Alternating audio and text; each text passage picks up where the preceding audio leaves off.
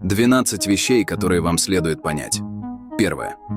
Когда ты побеждаешь, держи рот на замке. Второе. Не рассказывай людям о своих планах, пусть результаты говорят сами за себя. Третье. Никогда не ожидай получить то, что отдаешь. Не у всех сердце из плоти. Четвертое.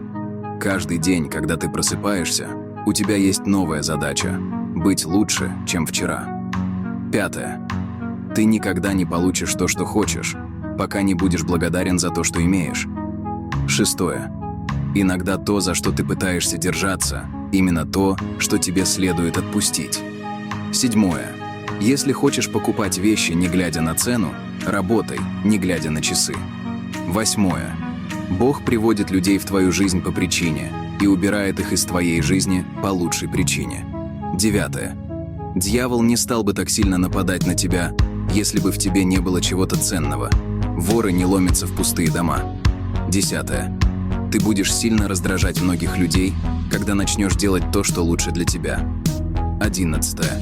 Ты потеряешь много друзей, когда серьезно займешься своими жизненными целями. 12. Жизнь не становится легче, ты просто становишься сильнее. Если вы не следите за нашим проектом, вы, возможно, больше никогда нас не увидите. Но если вы подписаны, поздравляю, вы умственно растете каждый день.